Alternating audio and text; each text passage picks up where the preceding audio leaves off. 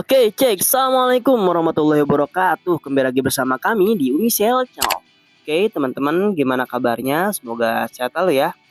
Jadi, kali ini di tangan saya ada HP Oppo F9 yang keadaannya nggak bisa disentuh, teman-teman. Jadi, awalnya dia ganti LCD, terus selang beberapa hari, si LCD-nya ini nggak bisa disentuh, teman-teman.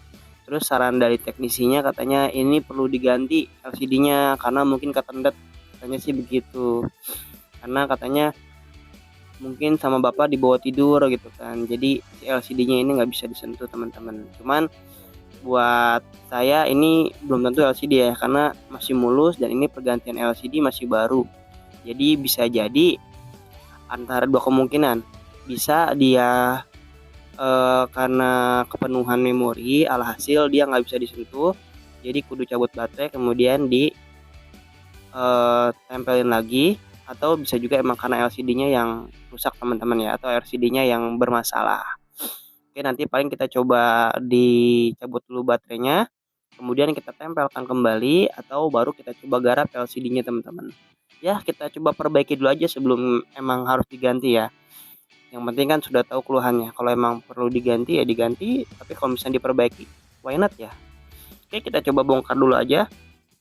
Untuk di tipe HP Oppo F9 ini, karena dia backdoor-nya si frame-nya ini atau housing-nya di baut, jadi kita perlu ngebongkar dulu backdoor-nya, teman-teman ya. Nah, untuk teman-teman dimohon hati-hati untuk penyesetannya itu, karena takutnya nanti kena fleksibel touchscreen-nya, dan pas mau diangkat kayak gini tekan terlebih dahulu touchscreen-nya, takutnya dia ntar malah putus, teman-teman. Cuman ini karena pernah dibongkar jadi pasti tengahnya nggak nempel ya, seperti ini. Nah, setelah backdoor-nya terbuka baru kita bongkar si housing-nya ini, teman-teman ya. Kita buka dulu baut-bautnya ya.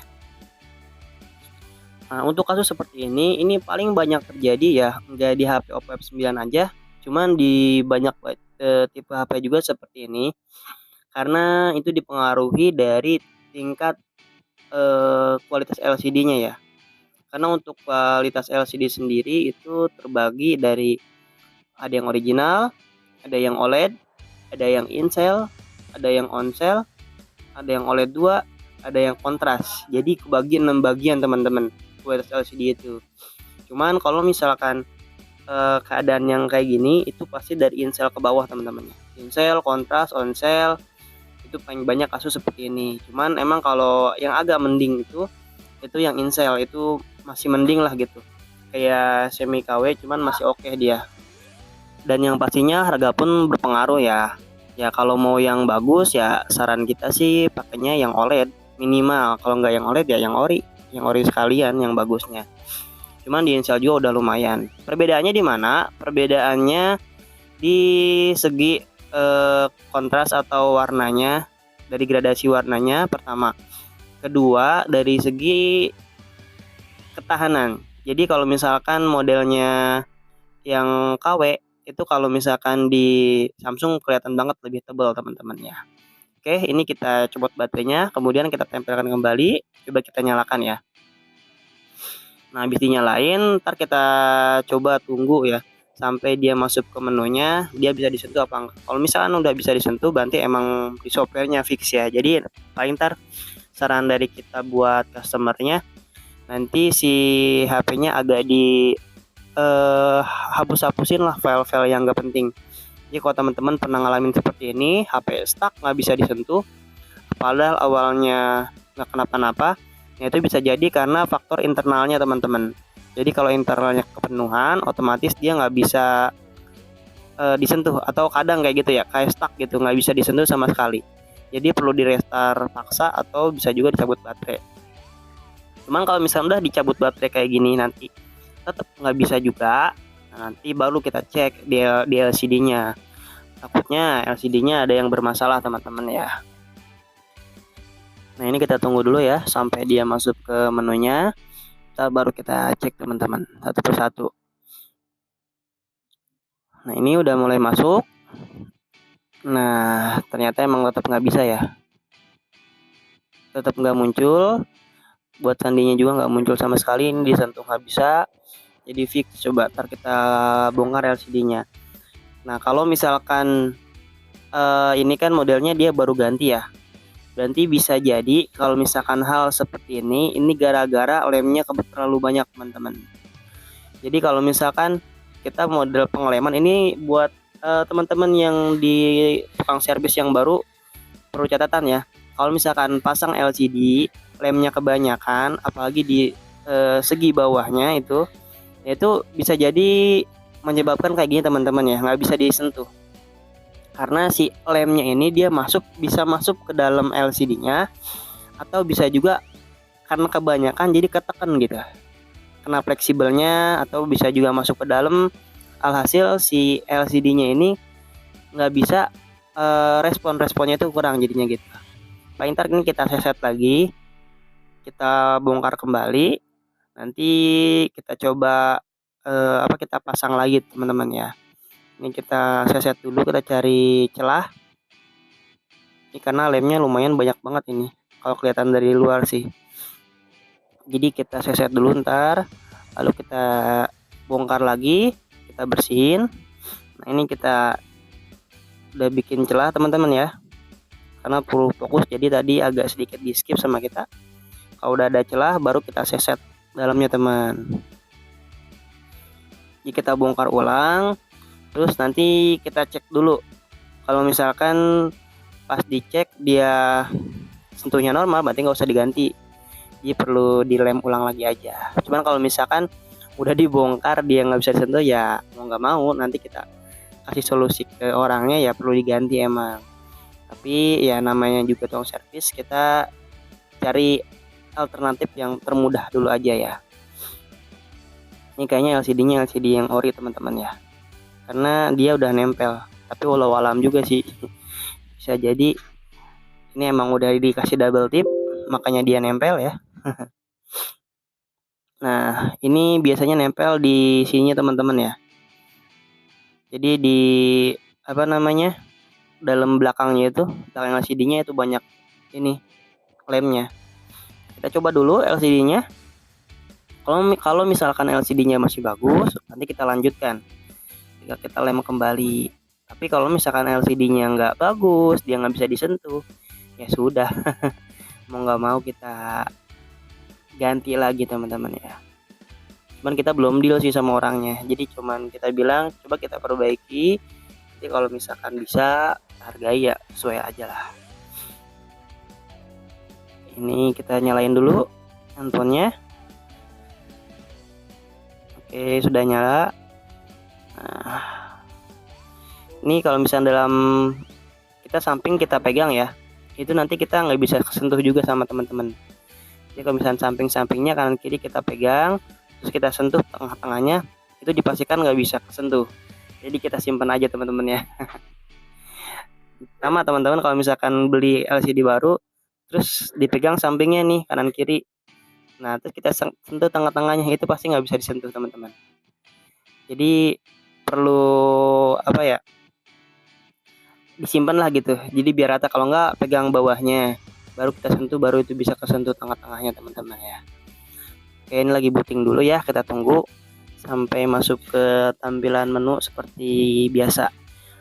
Nah kalau untuk booting awal emang agak lama teman-teman ya, kurang lebih sekitar 2 menit sampai 3 menitan, kadang bisa juga lebih. Kayak ini udah masuk. Nah kita coba. Nah, mantap kan? Jadi teman-teman ini trik ya, sedikit trik buat teman-teman yang tukang servis atau yang teman-teman yang baru belajar. Kalau misalkan LCD-nya dia nggak bisa disentuh padahal masih mulus, itu bisa jadi halnya seperti ini teman-teman ya, gara-gara lemnya terlalu tebal. Nah, paling nanti kita bersihin lagi dari lem-lemnya. Oh, ini di bawahnya aja banyak banget nih teman-teman ya. Jadi diusahakan untuk pengeleman lemnya jangan terlalu banyak, karena bisa jadi begini nanti. Walaupun sebagus-bagusnya LCD, kalau misalkan digantinya lemnya banyak, ya nggak bisa disentuh teman-teman ya. Ini catatan sedikit lah buat teman-teman yang baru atau buat para user, sedikit tambahan ilmu biar tahu ya kalau misalkan hal seperti ini. Berarti penanganannya seperti apa. Oke, tinggal kita pasang kembali ke backdoornya ya. Cuman kita rapiin dulu nih dari lem-lemnya, karena banyak banget teman-teman ini lemnya. Coba cabutin dulu ya. Nah ini kan yang di bawah ini fleksibel touchscreen-nya.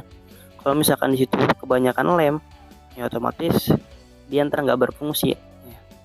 Ini kita bersihin dulu si frame-nya, dan sebisa mungkin bersihinnya rapi ya. Bisa pakai pinset teman-teman, atau bisa juga pakai cutter. Terserah teman-teman enaknya gimana ya. Kalau saya sih pakai dua-duanya. Kalau buat cutter buat ngebersihin dari yang kecil, kalau pinset yang besar-besar kayak gini kita pakai pinset. Kalau sampingnya yang kecil-kecil kita pakainya cutter teman-teman. Ya cukup mudah kan ya kalau misalkan tahu ilmunya mah gitu. Cuman jangan pernah menganggap ilmu itu murah gitu ya, karena jasa itu yang paling susah. Walaupun misalkan kita tukang servis handphone, suruh benerin motor pasti nggak bisa juga. Jadi masing-masing orang punya kemampuannya beda-beda, dan kita saling menghargai aja ilmu itu seperti apa teman-teman ya. Jadi mau dia kerja di apa, mau kerja di tukang servis atau yang lainnya, kita sesuai menghargainya. Jadi jangan bilang ini kan gampang gitu, ini cuma gini doang. Enggak juga. Kalau misalnya kita kerjain sendiri kadang lebih susah gitu ya. Oke, kita bersihin dulu sampai rapi, ntar baru kita pasang LCD-nya teman-teman. Ini baterainya kita copot dulu ya, biar nanti kita bisa masukin LCD-nya, fleksibel LCD-nya masuk ke dalam teman-teman ya. Nah ini sedikit kita percepat ya, biar nggak terlalu lama dan nggak terlalu bertele-tele. Nah, kita pakai langsung aja lemnya. Nah untuk lem yang kita pakai lem T7000 ya. Terus yang ukurannya juga yang kecil, karena biar dia masuk ke samping-sampingnya. Kalau misalkan yang gede atau yang sedang, itu takutnya luber teman-teman. Jadi kalau saya lebih suka pakainya yang kecil kayak gini lemnya teman-teman ya. Jadi biar dia nggak terlalu luber sampai ke samping-samping.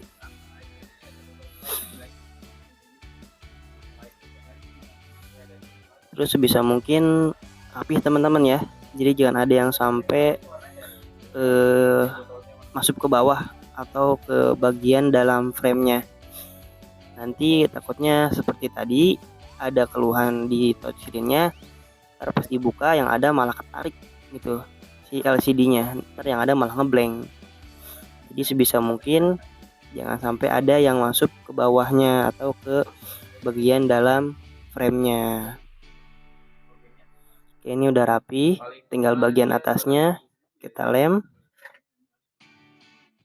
Oke, sedikit-sedikit kita lem nih ya, biar rapi. Nah kita cek masih ada yang belum kena lem apa enggak. Oke, kalau udah, nah kita tutup dulu lemnya biar nggak kering. Nah baru kita pasangkan kembali LCD-nya teman-teman ya. Nah pas kita pasangkan, kita lihat atas bawahnya teman-teman, kita presisikan biar pas di frame-nya. Kalau nggak gitu kadang yang atasnya lebih tinggi, yang bawahnya malah nolol ya. Oke, kita paskan dulu, kita rapikan, dan dirapihin juga dari bekas-bekas lemnya. Takut masih ada lem yang masih keluar, dirapikan lagi. Oke, fleksibelnya kita pasang, terus kita urut biar di atas ya, biar sisanya itu adanya di atas gitu. Oke, kita paskan dulu. Nah seperti ini, baru kita tempelkan di PCB-nya ya. Oke. Nah baru kita pasangkan baterainya. Nah sekarang kita coba teman-teman ya. Oke, udah bagus ya. Nah mantep kan, jadi nggak perlu pakai lakban atau pakai karet lagi. Untuk T7000 itu menurut saya lem paling bagus ya, yang paling oke teman-teman. Nah, jadi langsung rapat ya teman-teman ya.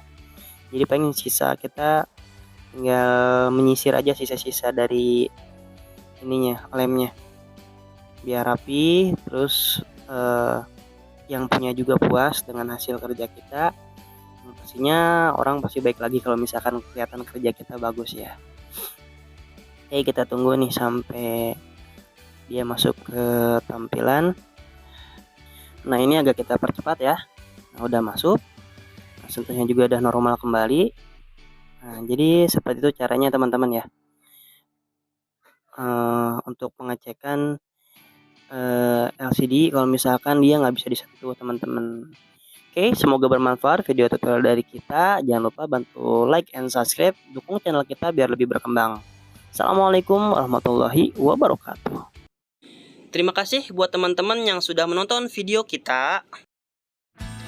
Nah, buat teman-teman yang mau buat counter, bisa langsung tanya-tanya ke Umisel. Atau teman-teman bisa cek di YouTube Umisel atau di www.umisel.com.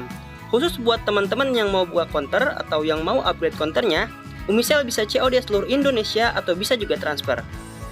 Yang pastinya bergaransi dan free konsultasi. Oke.